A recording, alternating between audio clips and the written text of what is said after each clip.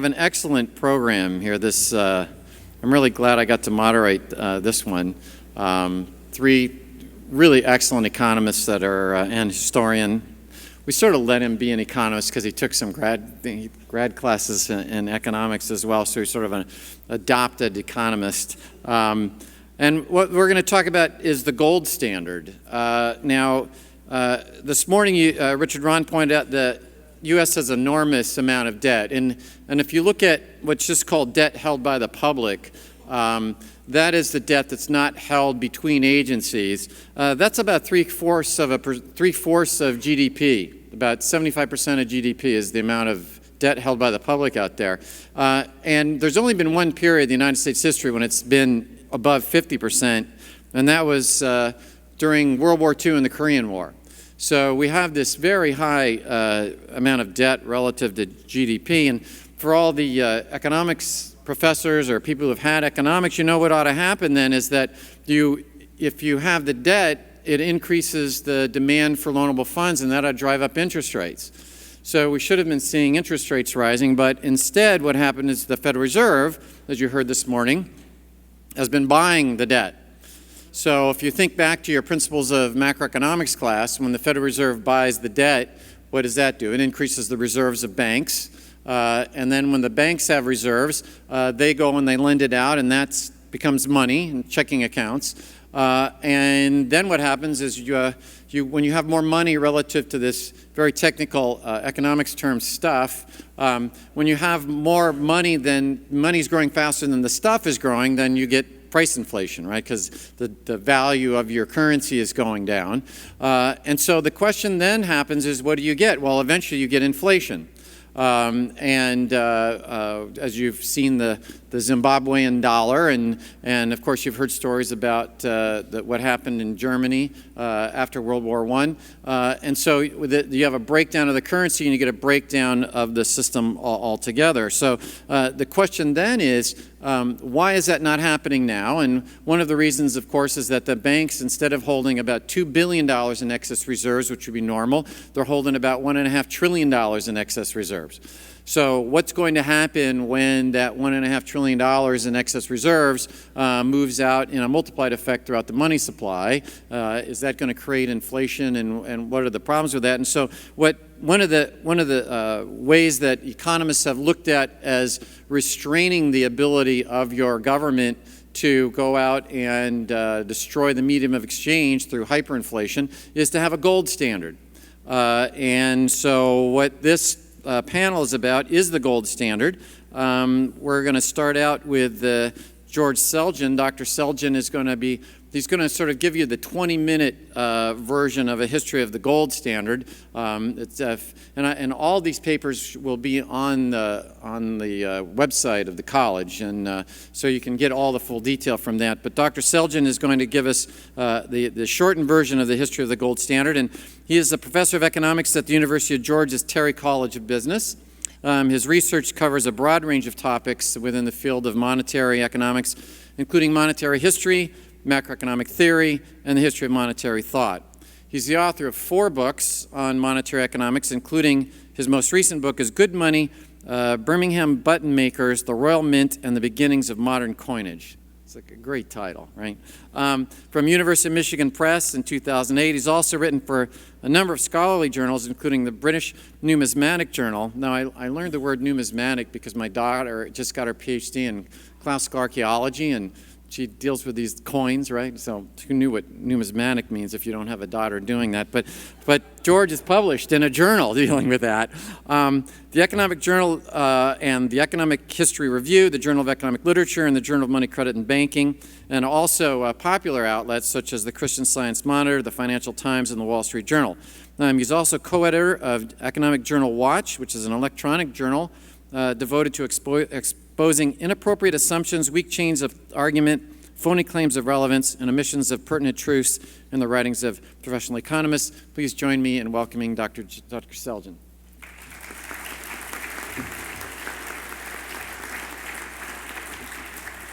Thank you. Thank you, Gary. Thanks to Hillsdale and also to the Durrell Foundation for giving me the opportunity to speak to you today. As the title of the book, my book that Gary mentioned, may indicate to you, I'm not a man of few words. Indeed, I was asked to write a 20-page paper on the history of the gold standard for this meeting. I ended up writing what would have been 50 pages if I hadn't tried to save a little paper by spacing it more narrowly. And I have no intention at all of trying to summarize the contents of that history, which are already as terse as I could make them in the few minutes that I have. By the way, I have 20 minutes? So I'm going to just try to make a few points about the gold standard here and its history. And what I want to do is to confront what I think is a popular myth about the gold standard. Now, Larry will confront some other myths, mainly of critics of the gold standard. But here I want to address what I perceive to be perhaps myths relating that are more common among people who are fond of the gold standard. The basic myth being that there was once a time when we lived in a gold standard paradise, and it had always been so until the fall came. The fall came either in 1933 or in 1971, or perhaps even earlier, depending on what episode you think involved the greatest sin. And we've been paying for our sins ever since. What I want to suggest is that this is this is an interesting myth of the gold standard, but things are actually much more complicated than that. And I want to start by taking us back to the founding of the United States, and particularly by having you imagine that you could time travel to that era, armed, equipped with a Federal Reserve note, and show the note to Thomas Jefferson, for example. You could pick any of the founders for this purpose, but Jefferson will do. And you said to him, "Mr. Jefferson, can you imagine? Look what they've done. They've replaced our gold dollar with one consisting of irredeemable paper." And my guess is that Jefferson would look at the note and look at you and say, "Gold dollar? What gold dollar?" Because at the time, nobody imagined that the dollar would be anything but a silver unit. It was, in fact, originally a unit based on the Spanish silver dollar. And it was intended that it should remain so with the drafting of the Constitution and the passage of the First Coinage Act of 1792 and in much subsequent legislation. All of the founders and all people at the time took for granted that basic money units or basic coins, which is the same thing back then, would be silver units, because that's what they were in the rest of the world, certainly the rest of the Western world. And so thinking of the new currency unit of the United States as a unit of silver was just following a very widely established precedent. In fact, until the latter half of the 19th century, the gold standard was essentially an unknown thing. The sole exception perhaps having been that of Great Britain, which adopted a gold standard officially more or less in 1816, but even then didn't quite admit what it was doing, if it even realized it.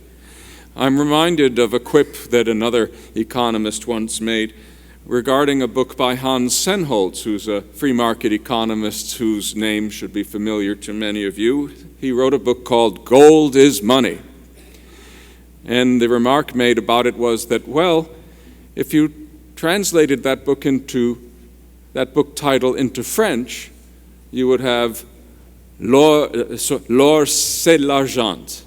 And then if you back translated it into English, you'd have gold is silver. Because the French word for money is silver.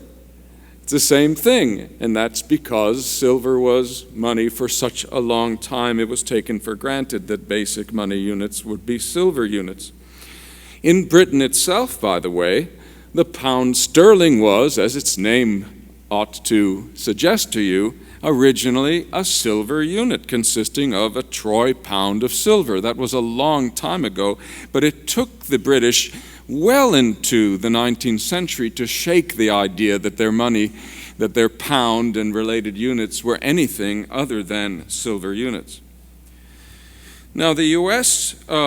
Switch ultimately to a gold standard, which would take place in stages in the course of the 19th century, was also completely unintentional. There was nothing intentional about it. It was an accident, and an accident that quite a few people came to regret. The first Coinage Act, which I mentioned, that of 1792, provided, of course, for the minting or coining of silver dollars, but it also provided for the free coining of gold eagles, which were $10 pieces. Now, there was a very prosaic reason for that, and it was not so that we could have a bimetallic standard, though this is in fact what the law ended up creating. It was so that we could have some coins for very large transactions, because if you think about it, right, a silver coin, that is a full-bodied silver coin worth 10 times as much as a silver dollar, would have been about as big as a pancake, and therefore rather clumsy to carry around. And so the idea was to have $10 pieces made of gold that wouldn't be so clumsy. But in those days, remember, nobody thought that coins could pass for anything other than their actual metallic content. And that perspective, plus the desire to avoid paper money, certainly on the part of Jefferson, meant that you had to have full-bodied coins circulating according to the value of the metal they contained, which meant gold and silver for convenience, particularly if you wanted foreign trade to be handled as well as domestic exchange, and that meant bimetallism. That is, a dollar that was unwittingly defined not in terms of silver only, but in terms of two metals, silver and gold. A problem well known, I'm sure, to most of you with bimetallism is that in practice, if the implicit valuation embodied in the gold and silver coins of gold and silver, that is, if the implicit gold-silver exchange ratio differs from the ratio at which those metals trade as commodities in world markets, then either the silver will be officially undervalued or the gold will be officially undervalued. Well, depending on which metal is undervalued, that one will not be brought for coining to the mint, and you will end up with the other metal being the de facto, if not the official, standard metal. For about 45 years, 40 to 45 years, the official valuation of silver and gold as embodied in the silver dollars and the gold eagles was such that silver was the legally overvalued coins, so there were not very many gold eagles produced, and we had, in effect, a silver standard, which was what the founders had intended. What they didn't intend, of course, was that there wouldn't be many eagles produced, which raised problems for large-scale transactions. After the gold finds of Appalachia, particularly, this is around 1834, and also as a result of a change in the official weight of silver coins, silver ended up being not overvalued, but undervalued. And it was at that time that silver stopped being brought to the U.S. Mint for coining, and gold instead was the only metal that it was profitable to coin. At that stage, you might say that we moved towards a gold standard, except in practice, we didn't, for the simple reason that eagles were still the only gold coins, and they were absolutely useless for most transactions. So we ended up with silver coins that were old and worn, becoming our media of exchange. In other words, we were still on a silver standard. You might call it a worn-out silver standard. And the worn-out silver standard remained our standard, even though silver wasn't being freshly coined, for some years. Now, ultimately, the gold rush in California sealed the fate of the silver standard, that and the fact that the silver coins had become very deteriorated, but gave rise to more aggressive gold coining. But by then, the legislation had been changed so that silver coins were being made, not dollars, but smaller denomination coins that were avowedly token coins. That is, the silver in them was meant to be less than the commodity value. And those coins, of course, could stay in circulation, but they had to be minted on the government's own account, not freely, because nobody would use silver. If people had been able to make token coins just by bringing their own silver to the mint, then they could have made quite a bundle doing that. So the government produced small silver coins. Gold was produced, but still was only good for large transactions. And silver dollars, well, they hadn't been seen for a long time. Now, the Civil War meant the suspension of gold and silver payments, of course, and a temporary fiat standard that would stay in effect until 1879. During the intervening years, many other countries found, also as a result of the falling world value of gold, that they too had inadvertently, or in some cases intentionally, switched from silver to gold standards. Many had had bimetallic legislation themselves, and so Gresham's law encouraged their switching also. After the Civil War, the United States found itself joining these other countries in what became the classical gold standard. But again, with few exceptions, nobody had intended that this should be the result. It was, as it were, the outcome of a series of accidents around the world, one of the important ones being, of course, those California gold discoveries. It wasn't finally until the passage of the Gold Standard Act in 1900 that the United States officially declared itself to be not on a silver standard, not on a bimetallic standard, but simply on a gold standard. I want to add one more thing. The ultimate de facto switch to an official gold standard, even before it was acknowledged, was highly controversial. As many of you know, the decision to stop producing silver dollars, which was made official in 1873, even though such dollars had not been minted for a long time, was later considered by many to have been a crime. Nobody thought they were committing a crime at the time. They simply took the silver dollar off the list of coins that the mints would make because they hadn't been making them anyway for so long.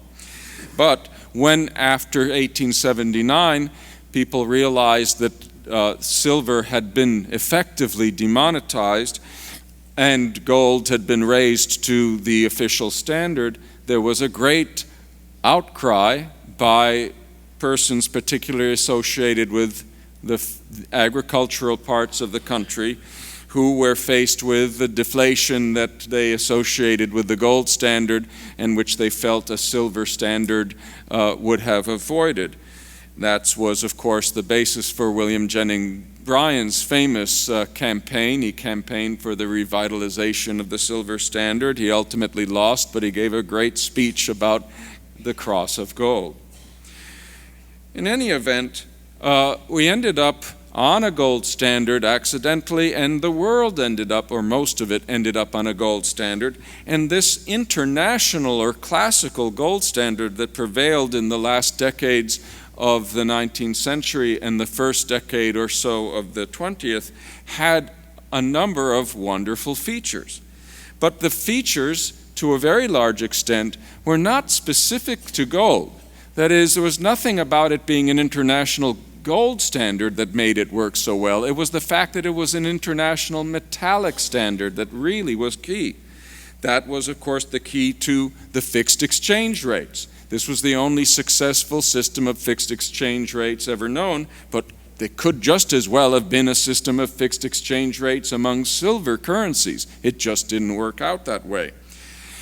Similarly, the stable real purchasing power of gold, and that purchasing power was remarkably stable over the period in question, could equally have been a stable real purchasing power of silver. In fact, Milton Friedman, looking at the real price of silver throughout the period roughly from when Britain went on the gold standard in 1819 to the end of the 19th century, Friedman found that the real purchasing power of silver was actually a little bit more stable than that of gold.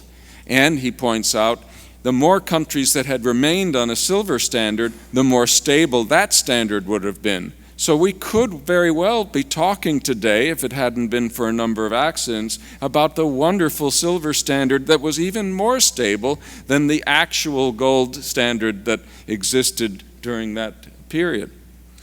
Finally, one more thing which should be said about the classical gold standard. Another reason why it worked so well, which also was not due to its being based on gold rather than silver, was the fact that it wasn't managed by central banks. This is something that really needs to be insisted on. Many of the participating countries in the classical gold standard, including the United States, didn't have central banks. Canada, another major participant, had no central bank and also had a very stable financial system. Switzerland didn't have a central bank for most of the period in question. Sweden didn't have one before 1901. And it can be argued that the standard, the international classical gold standard, worked well because there were no central banks around to muck it up. When the Bank of England, which was of course around, did try to interfere with the operation of the gold standard, it usually did so to try to controvert the normal workings of that standard, which tended not to add to its stability, but to create short-run instability. Finally, I'd like to point out that the gold standard, the classical gold standard, didn't last very long. If we can agree that it really kicked in after the Civil War, it was over in 1914.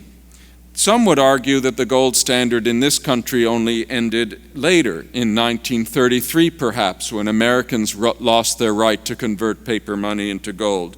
Or possibly in 1971, when foreigners, that is foreign central banks, lost that privilege. But I would submit that the gold standard as a self-sustaining, stable standard was finished with the outbreak of World War I, when, of course, all the belligerent countries went off the gold standard to some degree. Even the United States in 1917 placed an embargo on gold exports, which could be regarded as a partial suspension of the gold standard. After the war, in the course of the 1920s, all countries tried to restore the gold standard in some fashion. Some after devaluing their currencies, that is, making their paper monies worth less than before in gold. Others, like Great Britain, tried to reestablish their old parities with ultimate lack of success, it should be said. But the process, the gold standard that was recreated between the wars, was not a true gold standard, and more importantly, was not a sustainable gold standard. It was a gold standard that had the same quality as the tape recorder in the beginning of Mission Impossible episodes. It was programmed, in this case unintentionally, to self-destruct. Not in 5 seconds, but in something like 5 years. It was a standard that was jury-rigged, that depended on most countries making their holding as their reserves not gold itself, but sterling, that is, British pound credits at the Bank of England, and in some cases, Federal Reserve credits. The system only worked if all the countries agreed to keep those credits and not cash them in. The reason it had to work that way was because there wasn't enough gold around to sustain the high price levels and money supplies that still existed after the war, despite some deflation, and without further devaluations. It was a house of cards. And when the French, who always spoil these things, decided to cash in their chips, let it never be said, by the way, that the English can have a monopoly on sentiments about the French, particularly when it comes to international finance. But in this case, I think in a way the French deserve some credit. Someone had to wreck that lousy system. It was bound to happen. Why not let the French do it? They're so good at wrecking things. If only they would wreck the euro as effectively, we would be in much better shape. So it all comes tumbling down after 1930, and this is a big part of the story, of course, of the Great Depression, a story we cannot go into in any detail.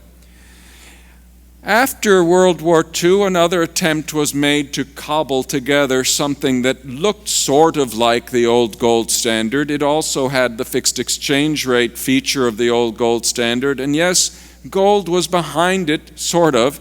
This was the Bretton Woods system. But the Bretton Woods system had all the bad features of the interwar gold standard and then some, because unlike the interwar gold standard, in the Bretton Woods system, it was understood up front that countries might devalue their currencies under certain circumstances. There wasn't an absolute commitment to gold parities established after the war. Well, that, of course, just made the thing that much more vulnerable to speculative attacks and that much more likely to destroy itself, and inevitably to do so eventually.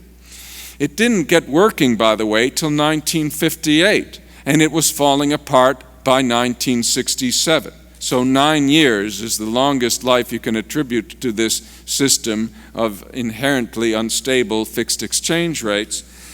Based this time not on sterling but on the US dollar, other countries were expected not to cash in their dollar chips, and then everything would be just fine. It would be especially fine, of course, for the issuers of dollar chips, or the issuer, the Federal Reserve System, which naturally issued plenty, especially after the Vietnam War. Guess who decided eventually that they were tired of holding these chips and that they would destroy this international system? The French. Once again, if they would stick to destroying international monetary systems instead of trying to create them, they wouldn't be so bad. But they did destroy this one after '67, and finally the American authorities closed the gold window in '71 after being unable, despite various attempts to restrict gold conversions and make them visible and try to use diplomacy to force countries not to cash in gold. They finally gave up in '71, though the gold standard officially wasn't abandoned until 1976. So, the gold standard was a very brief episode, the real gold standard, and an accidental one, and silver could have been just as good, perhaps it would have been better as an international standard. So does that mean we shouldn't be talking in this session about returning to gold? Should it be a session about returning to silver or even to bimetallism? No. I'm glad to say, for the sake of my colleagues, because I'm sure they're anxious to present their papers, gold has become a focal point for discussions of sound money for good reason. We actually had an international gold standard. It actually worked very well. And you can't compare the hypothetical of an international silver standard to the reality of this well-working system.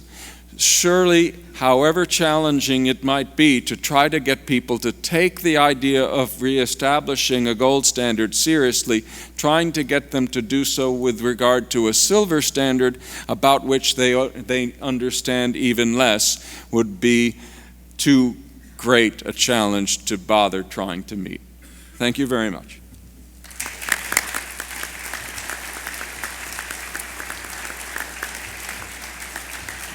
Well, thank you, George. Our next speaker, Dr. Brian Domitrovic, holds a PhD in history from Harvard University, which we won't hold against him, where he also did graduate work in the economics department.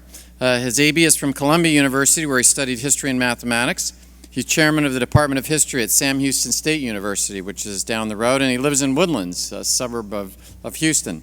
He's also the author of the standard history of supply-side economics called Econoclasts, the Rebels Who Sparked the Supply-Side Revolution and Restarted American Prosperity. For some reason, I'm up here with authors who have very long titles for their books, but that's from ISI Books from 2009. It's a very good one as well. He has written for the Wall Street Journal, Investors Business Daily, Forbes, and other outlets, and he's appeared many times on television and radio, from the Kudlow Report to Lou Dobbs Tonight to PRI's The World, and for the past 2 years, he has been a weekly columnist on Forbes.com, where you can read him under the byline Past and Present. Please welcome Dr. Domitrovic.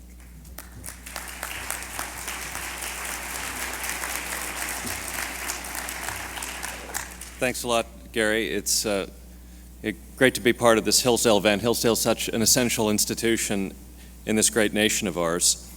I'm a historian, not an economist, although trained a little bit in economics, and I just want to talk a little bit about our history, our recent history, the history that we know so well, the economic history of our lives, as a reason that we should advocate the gold standard, as a reason that we should realize we have to go back to the gold standard pretty quickly.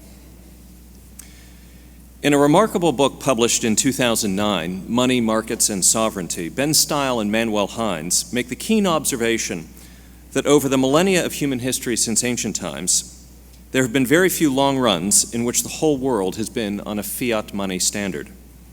In fact, they point out, the most notable period is our own, the last 41 years, which George just mentioned, since 1971, when the United States ended its guarantee to foreign monetary authorities that dollars could be exchanged with the Treasury for gold for $35 an ounce. Any argument about returning to a commodity money standard, particularly a gold standard, should take into account these times, these last 41 years. After all, they are our own times. What lesson has the contemporary age given about the advisability of a gold standard? The pattern of the last 4 decades has been a most interesting one. There have been 3 defined periods in our nation's economic history since 1971, since Nixon went off gold, and it is striking how distinctively instructive these periods are about the choice between fiat money and the gold standard. Since 1971, we have experienced stagflation, the dozen-year run from the 70s into the early 80s when prices tripled, unemployment kept stepping up from 4% all the way to 11%. We had 3 double-dip recessions, and stocks lost 2/3 of their real value. That was stagflation. Then beginning in 1982 and lasting all the way through 2007, though the meat of it was the 80s and the 90s, we had what has come to be known as the Great Moderation. The Great Moderation, where growth came in quite well the whole while, 3.3% per year. There were only 2 recessions in the whole 25-year run, both of them mild. Inflation crashed to 2/3 the average of the stagflation period. Unemployment got back to structural levels, and stocks went on one of their greatest tears of all time. And then, the 3rd period since 1971, as we are all too aware, after the Great Moderation came the Great Recession. We know its odious characteristics all too well. Growth skidded into a major trough and then clocked the lowest rates of any recovery since the Great Depression. Unemployment and underemployment had hit levels also unseen since the 1930s, affecting over 20 million individuals. Stocks and other investments have lost money, often big money. So there's the sequence since 1971, since the last vestige of the gold standard went sayonara. Stagflation for a dozen years, the Great Moderation for 25, and the Great Recession for 5 now. If you want to take it back one more period to the years before 1971, you have, of course, post-war prosperity, the most famous and beloved run of economic performance in American memory. Post-war prosperity was that 2.5-decade span after World War II, when growth came in very nicely, actually at the same rate as the Great Moderation, 3.3% per year. Jobs and opportunity were aplenty, inflation and unemployment were pretty close to being non-problems, and investments did very well indeed. So what we have for the sweep of contemporary economic history is a cycle over 60-some years. Post-war prosperity, stagflation, Great Moderation, Great Recession. Now there's a secret to all this. There is a control across all of this history. It is the price of gold. The price of gold. When gold was low and stable in price, we got the great runs. Post-war prosperity, and the Great Moderation. When gold was manic in price and shooting upward, we got the extended busts, stagflation, and now the Great Recession. It's true. Throughout post-war prosperity, gold traded at $35 an ounce. Now, to be sure, there were deficiencies in the gold market in those days, which we can talk about if you like. We've already talked about it a little bit. But the basic point is that the U.S. ultimately had to guarantee the dollar as 1/35th an ounce of gold to very major international players, namely foreign monetary authorities. Gold was low and stable in price from 1945 to 1971, $35 an ounce, and we got post-war prosperity. Again, no less than the most cherished run of extended opportunity and clover in American memory. Then a big change came. After 1971, gold lost all its stability and gained altitude like never before. Immediately after the U.S. went off gold in that year, it went up in international markets in a most major way. And when in 1974 the United States once again allowed a domestic gold market, the gold price was 5 times higher than it had been before, $175 per ounce. Over the next 6 years, in the 1970s, gold went all the way up to $800 an ounce, a level hit in 1980, making for a fully 23-fold increase in the price of gold in just one stagflation decade. People who have read my book, Econoclasts, know that it begins with a story about the movie Goldfinger, which was made in 1964, the James Bond movie. I mean, the criminal in the James Bond movie Goldfinger is trying to blow up Fort Knox so that it will increase the price of his own gold. And he says, I hope it increases by 10 times after this big criminal enterprise.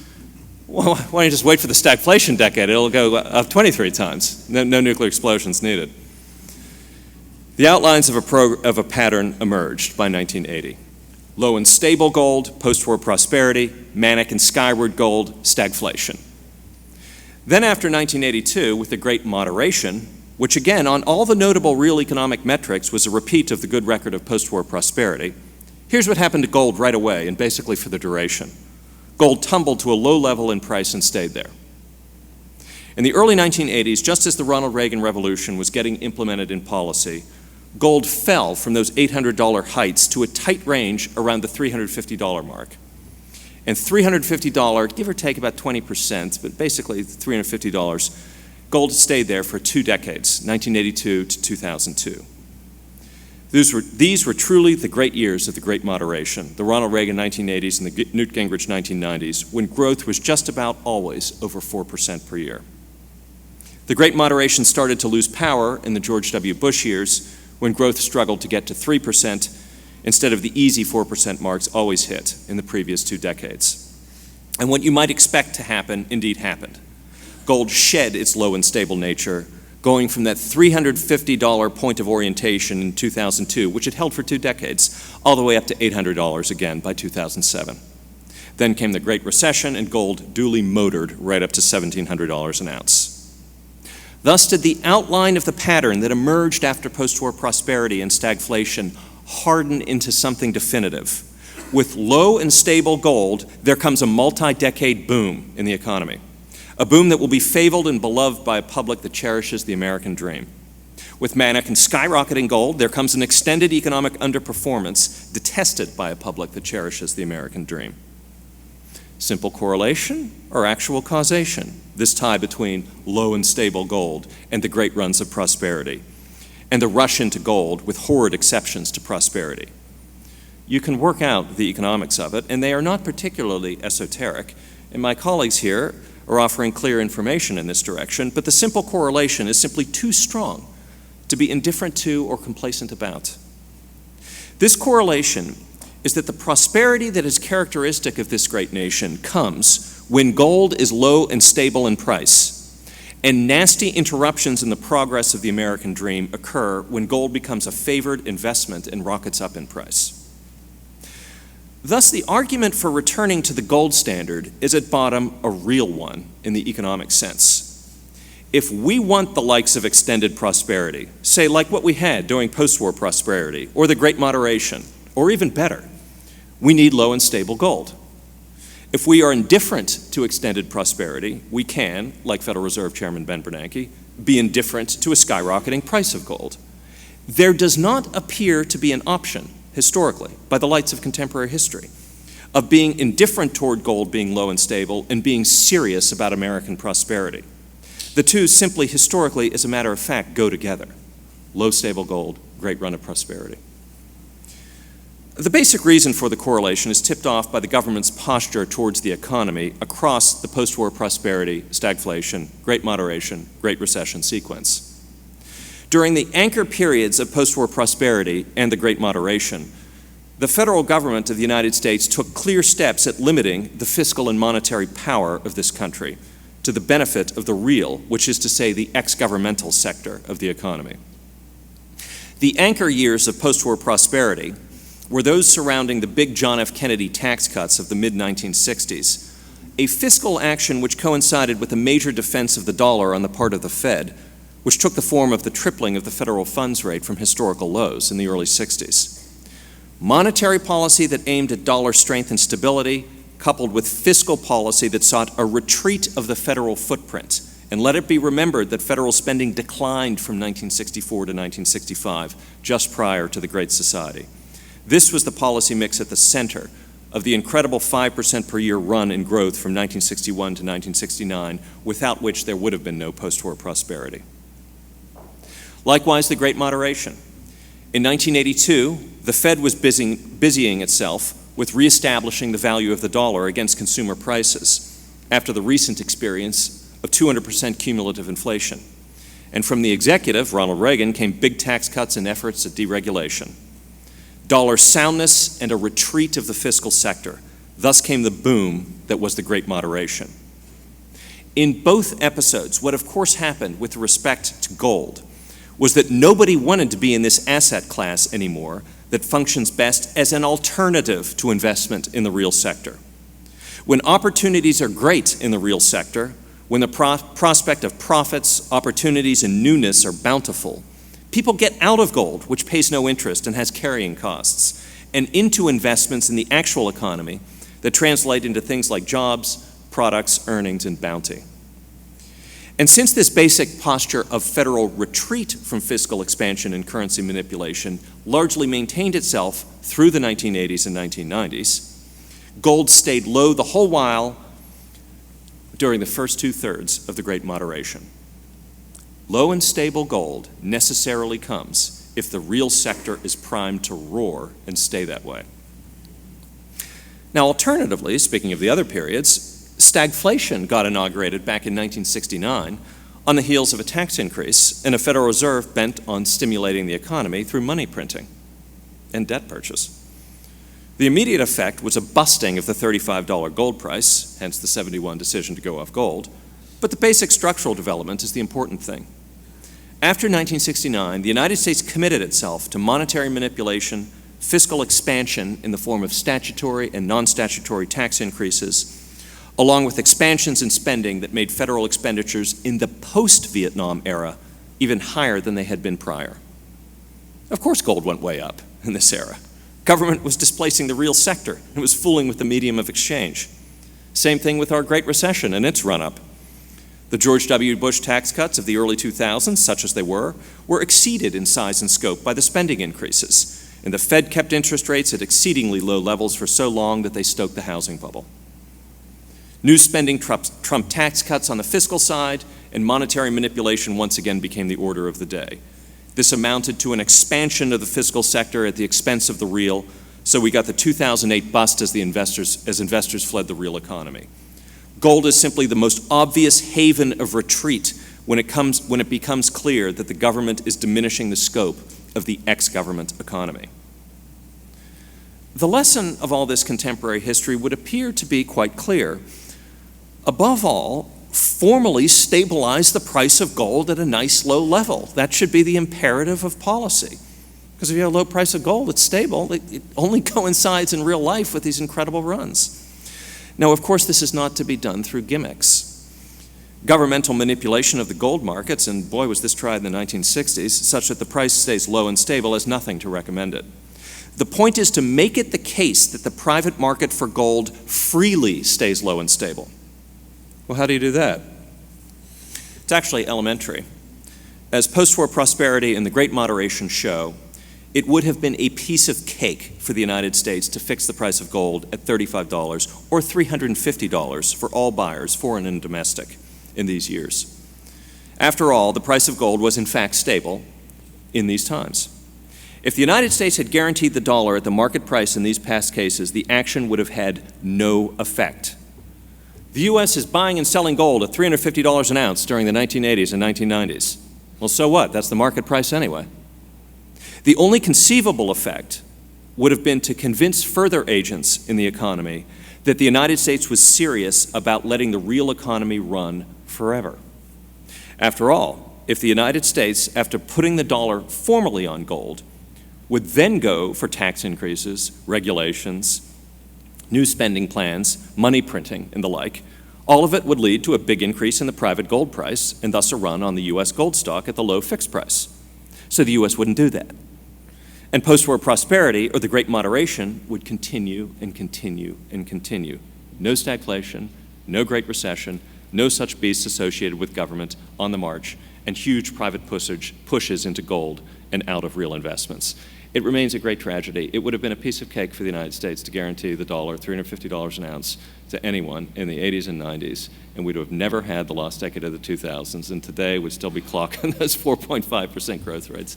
Greatest missed opportunity of contemporary economic history. The argument for returning to gold can draw deeply from all of this nation's history. The incredible growth century that was the latter half of the 19th century shows this abundantly. But our own history is that which is closest to us and the one that ultimately must give us confidence about what reforms are the ones to be made. The history of our own age and of the previous two generations, those since World War II, provides an impossibly clear lesson that the great reform that has gone unmade this whole while is getting the dollar back on a gold standard. Since a gold standard formalizes gold as low and stable in price, the necessary condition, maybe it's the sufficient condition, of extended runs of prosperity comes into place. What better reason could there possibly be for a gold standard? It guarantees the likes of the best booms of the very American century. And there should be no confusion that low and stable gold is a necessary condition to such prosperity, the kind that makes the American dream a reality. The sequence of post-war prosperity, stagflation, the Great Moderation, the Great Recession only confirms this point with resounding clarity and consistency. Yet there is one problem, and it is particularly relevant in our own time, that of the extended Great Recession.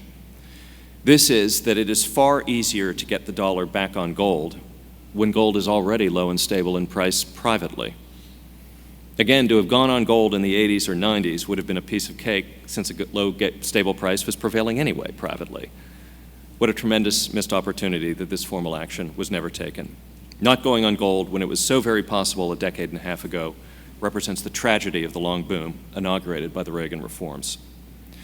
The action that should be taken now, then, is for a repeat of the policy mix of the JFK and the Ronald Reagan years that committed the government to a posture of retreat with respect to the real sector. A nice spate of tax cuts, deregulation, and spending cuts would suck money out of gold and into real investment and get us out of this pernicious sluggishness. Clearly, the price of gold would fall under such a regime of reform, I believe, to something like $600 an ounce, and stay there for a little while as the governmental retreat was committed to. Right there, when that happens, the United States must formalize the dollar's convertibility to gold. Then the Fed would be stuck with creating only as many dollars as the real economy required. Any more would be committed to hedges like gold and thus bust the standard. Moreover, the government would be committed to keeping taxes, spending, regulation, and the like modest so that confidence in the real sector could be maintained, preventing flight into gold and out of investments. The great lesson of contemporary economic history is that to date we have failed to perceive that all along this history has amounted to an argument for the gold standard. If we want to return to the heights of the post-war era or our dear departed 1980s and 1990s, in fact, if we want to do even a little better, we must get the dollar formally on gold. Indifference to the gold price is the alternative, and that has only given us conditions inimical to the American dream, stagflation and the Great Recession. We must return to gold because it is the proven correlate to the kind of blooming prosperity we Americans cherish, and which so many generations, yet possibly excluding the newest, have known. Thanks.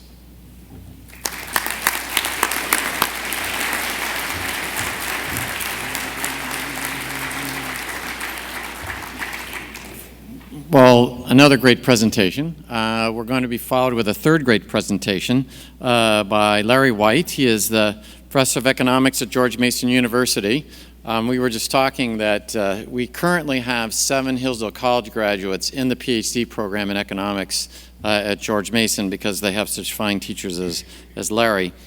He specializes in the theory and history of banking and money and is best known for his work on free banking. He received his AB from Harvard and his MA and PhD from the University of California at Los Angeles.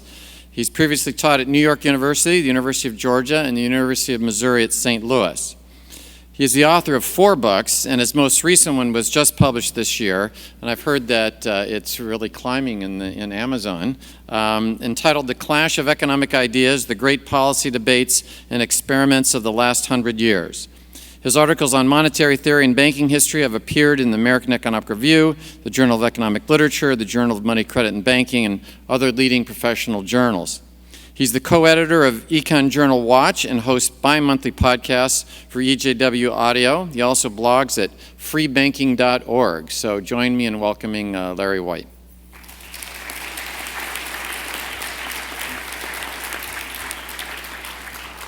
Thank you, Gary, and thanks to Hillsdale and the Durrell Foundation. It's a pleasure to be here. Okay, my slides are up. So, some of you may have noticed that during the Republican primary season, some vaguely favorable sentiments about the gold standard were expressed by a few of the candidates. And some of you may have noticed that in the Republican Party platform, there's a call for a new gold commission. Well, they don't use the word gold. A new commission to consider putting the dollar on a metallic basis. Now, that kind of sentiment, those kinds of expressions have, of course, brought forth critics of the gold standard. So I'm here to talk about some of the arguments they've offered in recent years. Now, the challenge before me is not that these arguments are really hard to refute. The challenge before me is that they're so easy to refute that you'll think I'm just setting up straw men. So in the paper, I actually will quote these arguments at length to try to convince you that they're setting up the straw man. I'm just knocking it down.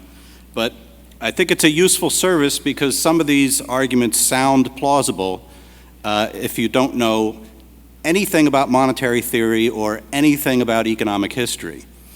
Now, some of the authors of these arguments do know better. And so it's actually kind of shocking in some cases how flimsy the arguments are.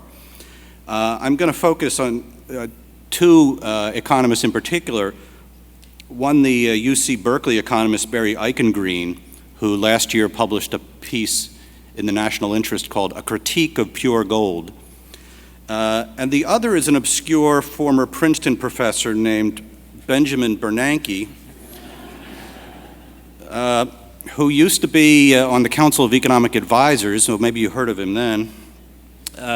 He gave a guest lecture at George Washington University recently, and in the New York Times account of this lecture, he, quote, framed much of this history as a critique of the gold standard, which was dropped in the early 1930s in a decision that mainstream economists regard as obviously correct, hugely beneficial, and essentially irreversible.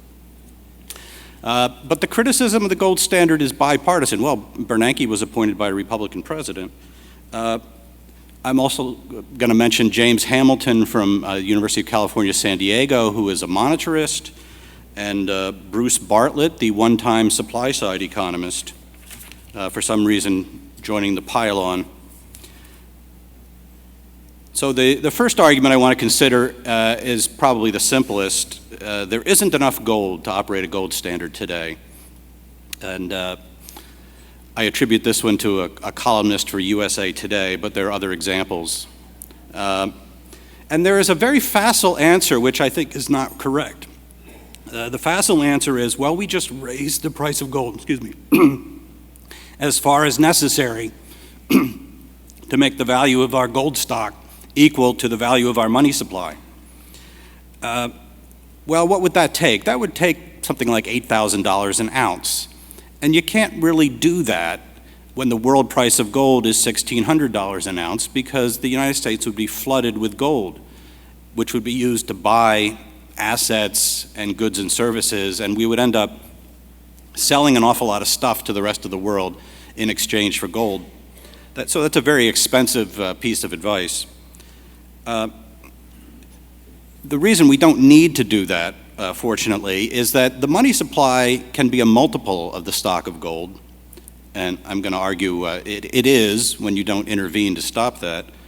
And this the USA Today columnist seems to have misunderstood, each dollar of money can be spent more than once a year. All right, so you can't just compare $15 trillion of economy to however many billion dollars of gold there are and say that's not enough. Right? Money can be spent more than once a year.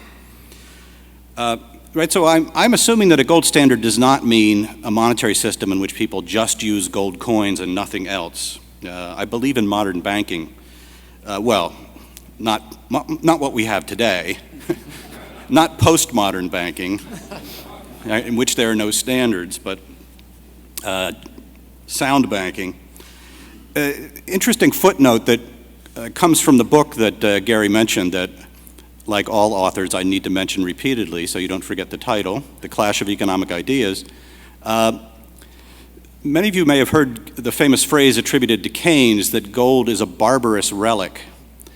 The phrase he actually seems to have cribbed from a neoclassical economist named Edwin Cannon.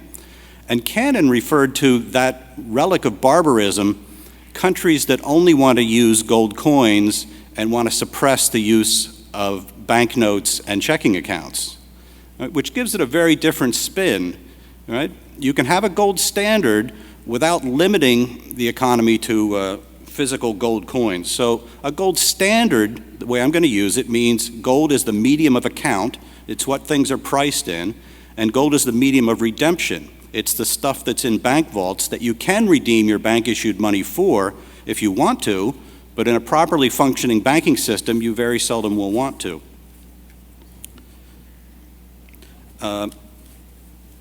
Okay, so is there enough gold? Well, here's my back-of-the-envelope calculation, and I'm assuming that we're going to take the price of gold as it is today, around $1,700 an ounce. The U.S. government has 261 million ounces of gold. If you value that at $1,700 an ounce, it gives you $444.6 billion. That's about 4 times, a little more than 4 times, current required bank reserves. So it's more than enough to supply banks with all the reserves they are legally required to hold against their deposit accounts. If you think of it another way, if you ask how big a reserve ratio would it give banks against the monetary aggregate M1, which is the sum of currency in circulation and checking account dollars, it gives you about 19% against M1. And by historical standards, that's plenty. It's true, it's less than the official reserve ratio that was fastened on the Federal Reserve System in the days of the gold standard to try to the interwar gold standard, not a real gold standard, to try to pin the Federal Reserve down. But when money was issued by commercial banks, this was a very healthy, more than necessary reserve ratio. So there's plenty of gold, at least in the United States. We'd have to sort of go around the world to see where the rest of it's gone. Here's an argument that Eichengreen makes. To use gold as money, quoting him, is to fix its price in domestic currency terms. And Eichengreen says this is very puzzling that free market advocates would want to fix a price, right? Don't they believe in freely fluctuating prices set by the market? Well, look, the official price of gold is not really a price, right? $20.67 an ounce was not a price. It was the inverse of the gold definition of the dollar, which was 1 over 20.67 of an ounce of gold. So it's not something that goes up and down with supply and demand. It's conventional or legislated or established by definition. In the case of the Spanish milled dollar, the U.S. Congress initially adopted what was the given content of that dollar in terms of how many grains of silver it was. So putting it into law didn't make something new up, it just codified what already existed. But once you've defined the dollar as a weight of gold, you don't have a fluctuating price between dollars and gold. They're the same good. What does fluctuate in response to changes in supply and demand is the purchasing power of gold, or if you like, the relative price of gold in terms of goods and services.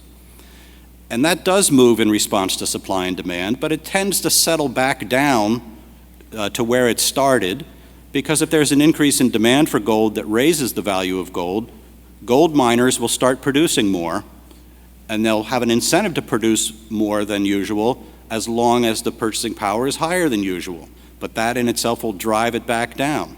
And likewise on the other side, I actually used this quote from Eichengreen on an exam I gave last week to my students, where the exercise is spot the fallacy. Right?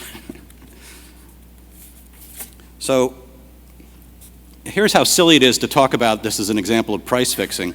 I couldn't get a picture of Eichengreen going to his bank, but I got a picture of this gentleman withdrawing money at his bank. I doubt Eichengreen regards it as a case of price fixing, that every time he goes to the ATM, in exchange for giving up $1 of his checking account, he gets one Federal Reserve note dollar. That's not a fixed price, right? That's the one-for-one definition of what a dollar in a checking account means, according to the contractual terms with his bank. So that's not a price fixing ratios. And likewise, if you go to the bank and get 1/20th of an ounce of gold for turning in $1, or whatever the ratio would be today, that's not price fixing. That's the definition of the monetary unit in terms of gold. While I was looking for an ATM picture, I found this one.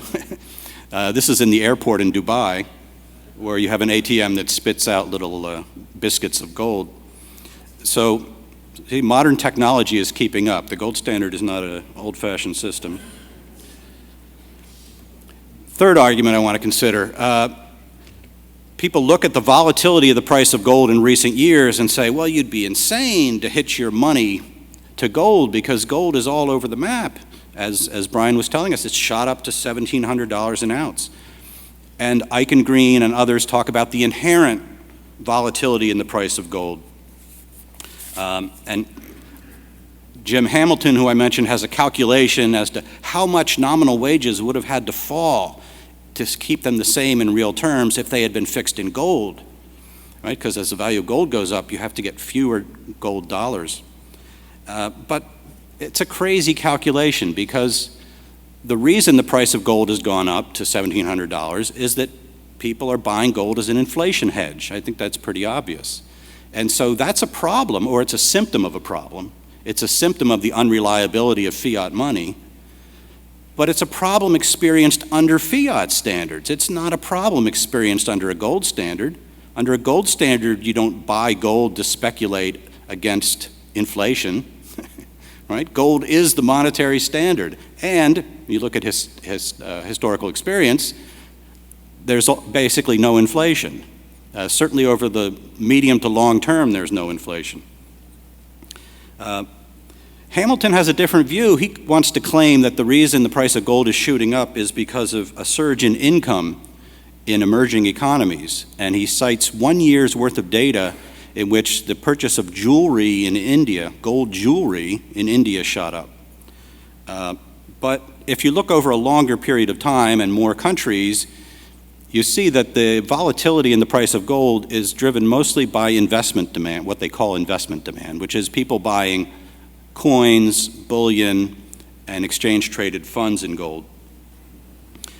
Even jewelry purchases in India are partly an inflation hedge.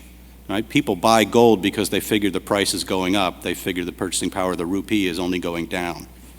I think Shika can confirm this. Yes.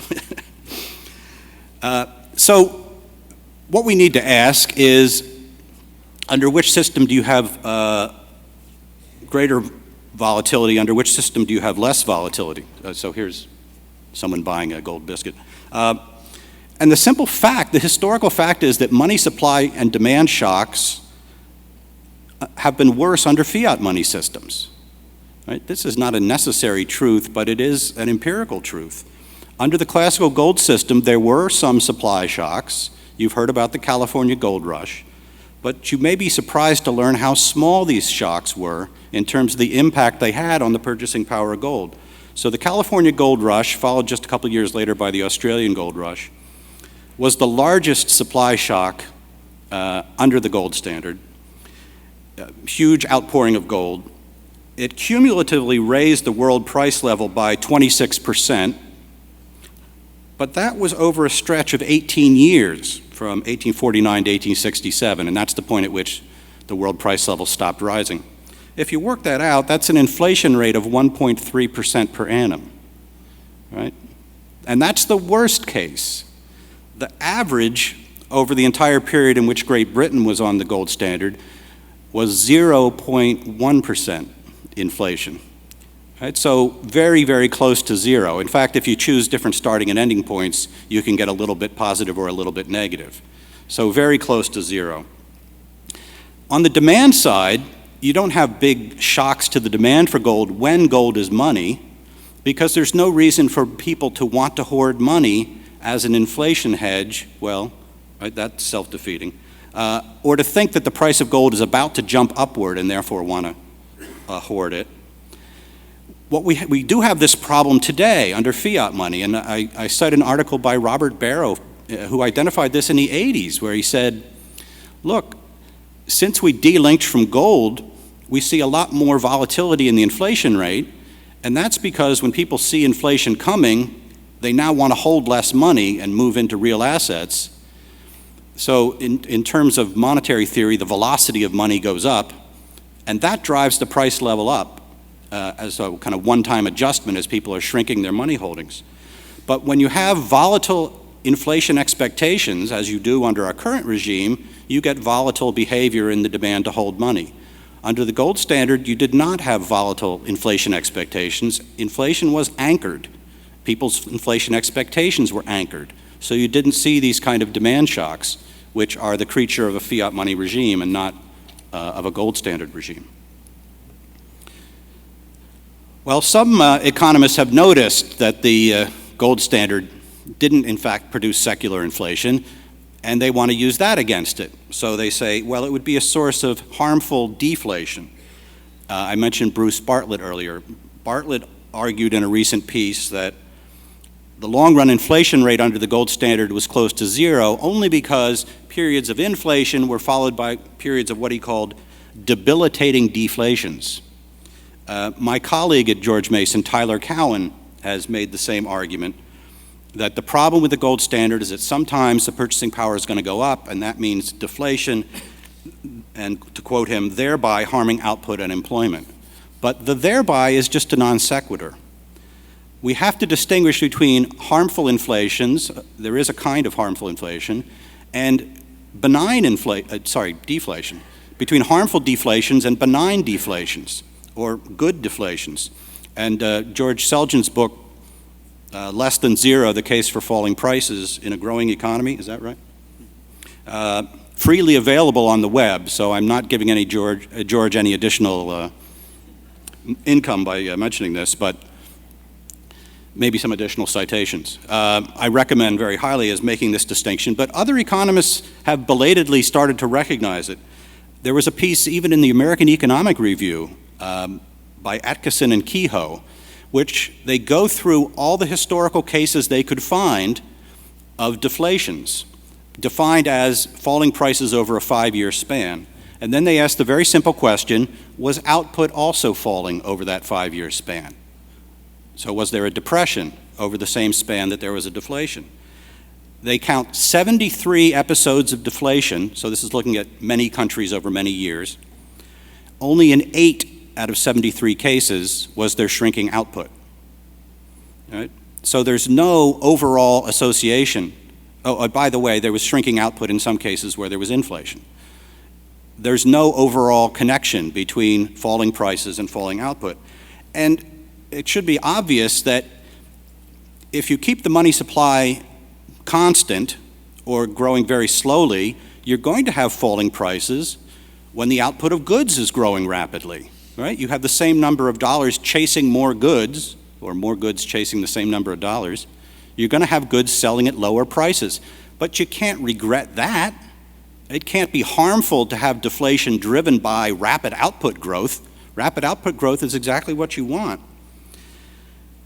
In the paper, I look at the longest period of deflation under the U.S. gold standard, which is 1882 to 1897, so that's 15 years.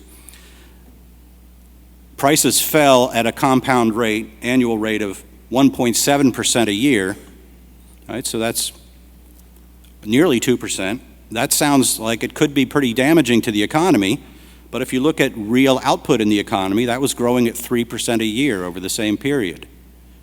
Right? So it was hardly restraining economic growth. That was about the average of the 19th century. And this is the sort of thing, right, where this Tandy computer used to be $5,000.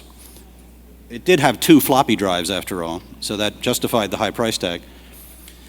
But deflation driven by productivity is a case where particular goods get cheaper to produce, their price falls.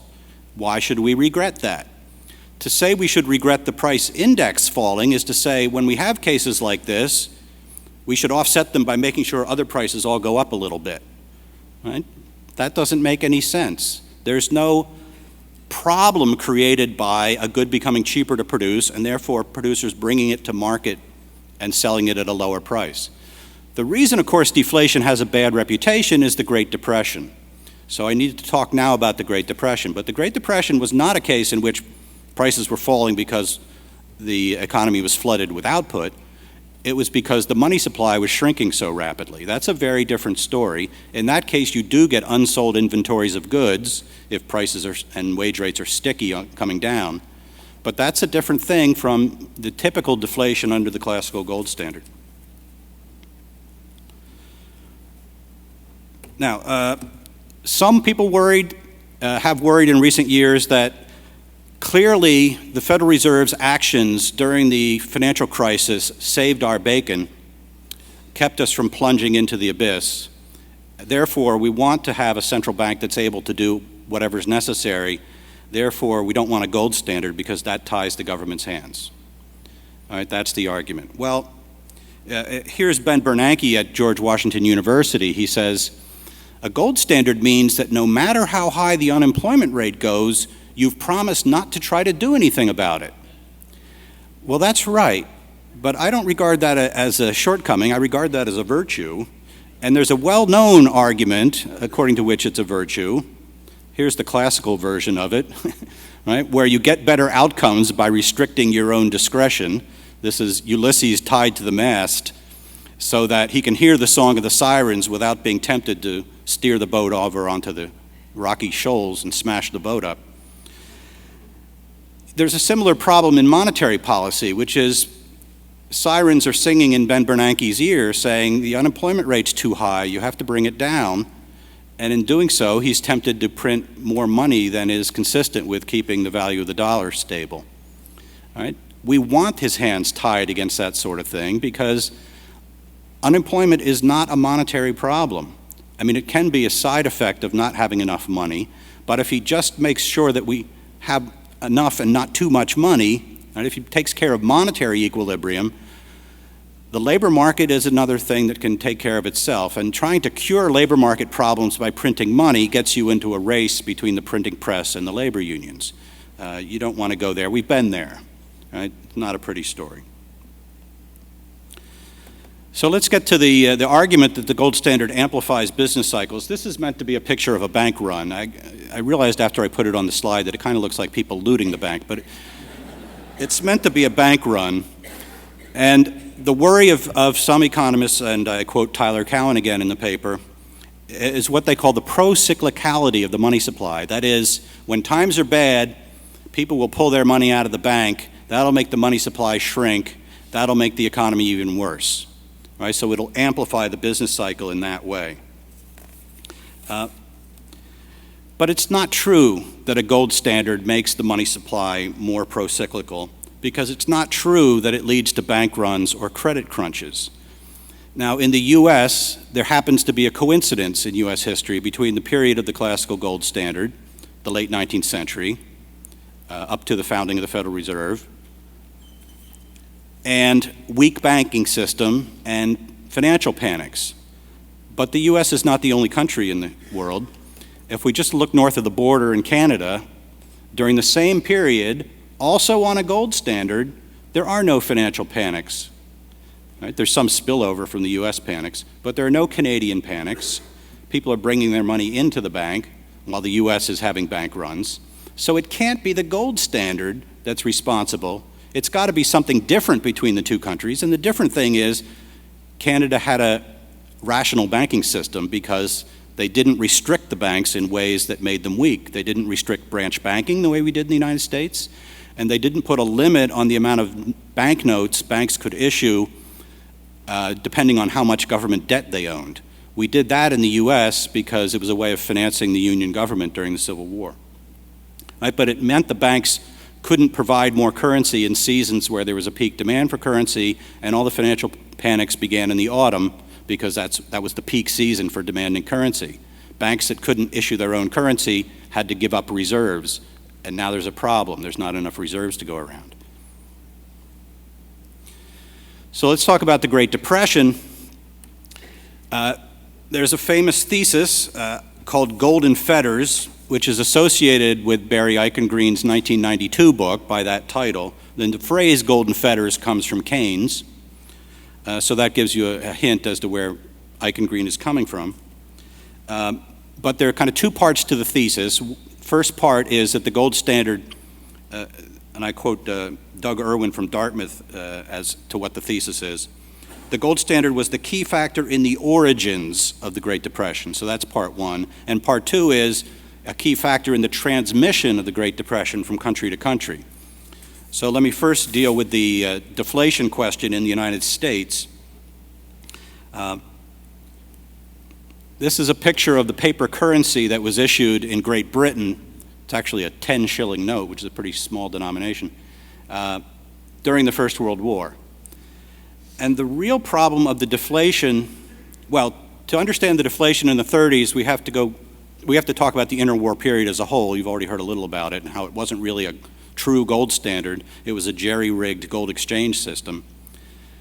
And to understand the interwar period, we have to go back to World War I. And I put most of the blame for the interwar deflation on the First World War's monetary experience, which was inflation, of course. Countries went off the gold standard in order to print money, in order to pay their war bills. The great economist Leland Yeager was once asked, would you recommend going back on a gold standard? And he said, yes, I would, but I would also recommend that while we're doing it, we repeal the First World War. And that's kind of my position, too. But what happened in the First World War was, as I said, the governments issued a lot of money. In Great Britain, the price level basically doubled. So at the end of the war, you've got a pound which buys half as much as the amount of gold that the pound used to be equivalent to still buys.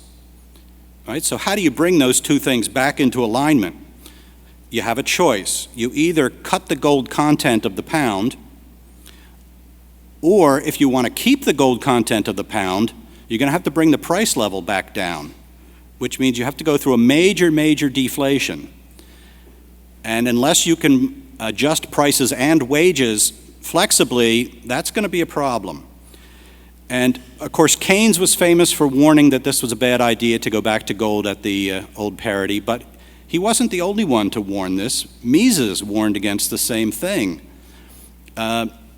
Mises said, look, the damage done by the inflation has been done. You don't reverse it by now having a massive deflation. And I like his analogy. He says, once you've run over a man with a truck, you don't do him a favor by putting the truck in reverse and backing over him. Right? So the sensible thing to do, even though you would like to have a system that retains the same parity, once you've had a world war, you can say, okay, in that case, once we've doubled the price level, now the sensible thing to do is devalue, cut the value of the pound in half, the gold value of the pound in half, and then we can sustain that value. But instead, they tried to go back to the old parity without enough gold to do it, with a price level so high that if you could get gold, you would take it, right? Because gold had a bigger purchasing power in the world market than the number of pounds it took you to get the ounce of gold. Those pounds only bought half as much.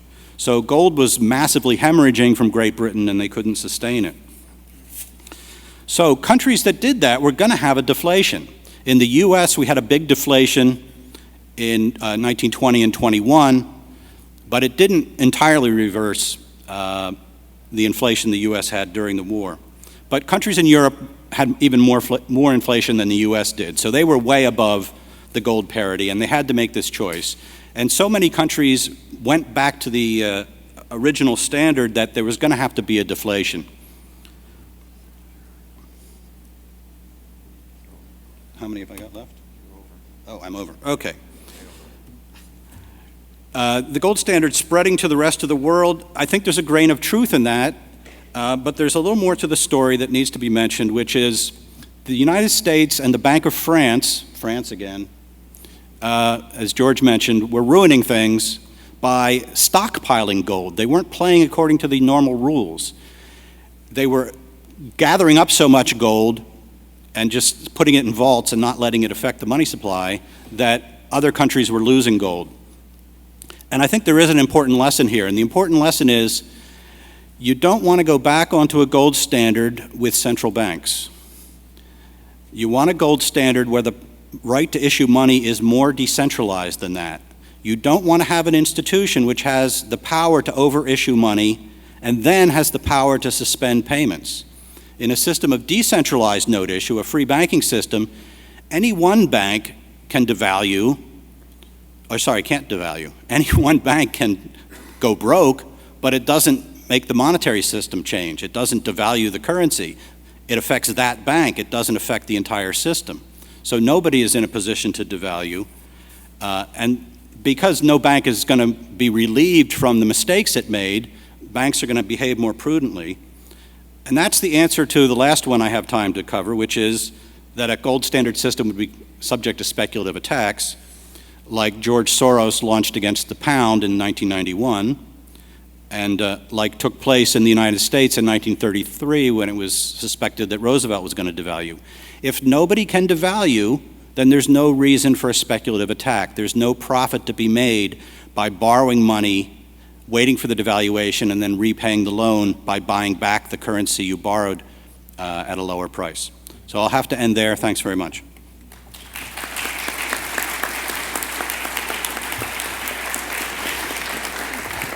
Well, thank you very much. We have time for a couple of questions anyway. One thing, again, wait for the speaker to, wait for the microphone to get to you. Please try to make it a question rather than a statement. And the only statement I want to make is, why am I in Texas and I'm the only one wearing a bolo tie? I don't know. So.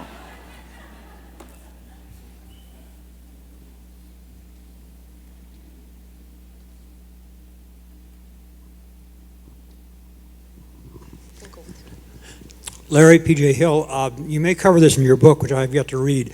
Why did Milton Friedman not favor a gold standard?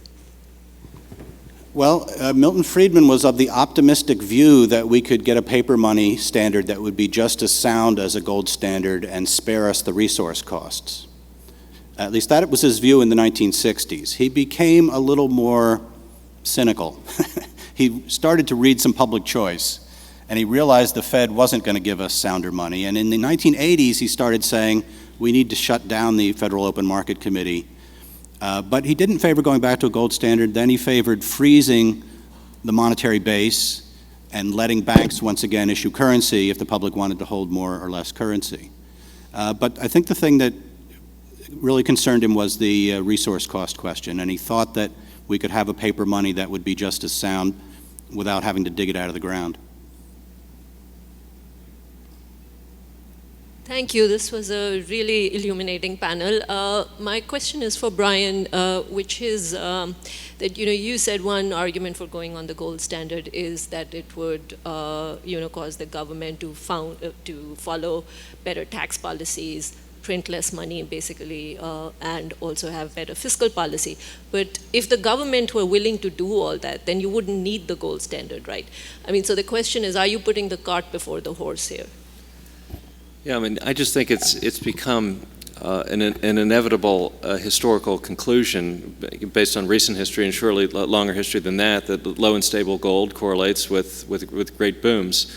The thing about government finance, I mean, if we really do have a great boom, if we grow like we did in the early Ronald Reagan years, 17% in 3 years, real terms, the government is going to rake in so much money, it's not going to know what to do with it. I mean, there will also be seigniorage effects. The government will be able to print money and get real resources for return. They could actually lower taxes and just fund the entire government on the basis of seigniorage. I actually think the United States could do that. The United States could probably eliminate taxation and still claim about $1 trillion a year in resources on the basis of printing money. So we have it within our hands to grow at phenomenal rates if only would commit to a low and stable price of gold. It's such a strong correlation that I have to believe there's causation involved. We do have time for one final question.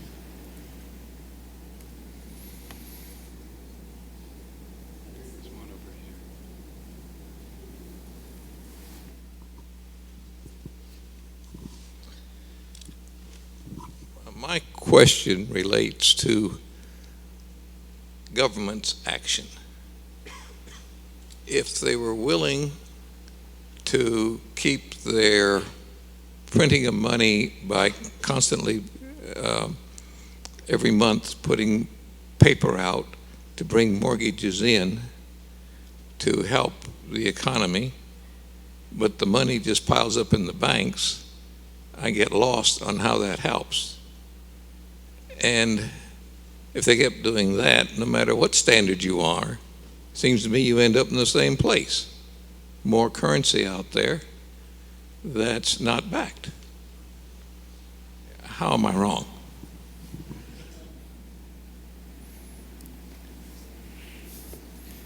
I mean, I'll take one stab at it. I mean, I think, again, the real sector is the most important thing. I mean, when you have people who are investing in enterprises that yield profits, jobs, that recycle themselves into new, more profitable entities, it almost doesn't matter what the government is doing. You almost, by definition, have a good monetary system.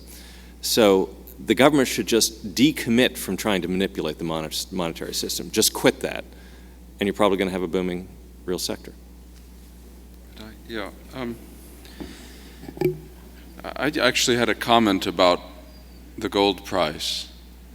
I think it's a little dangerous, first of all, fixing the price of gold, that is, targeting it using a central bank's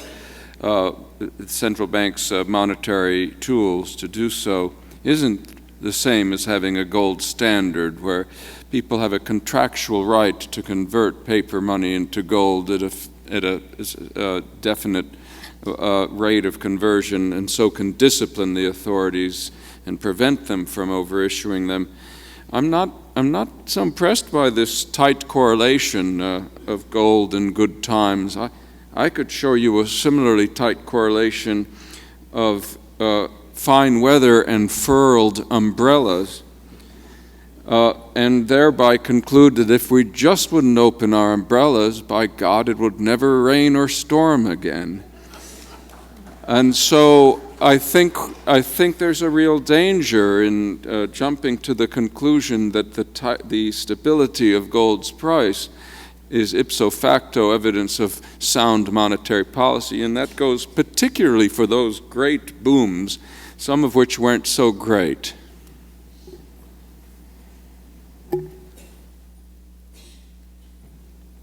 Thank you very much. I hope you'll join me in thanking our panel here.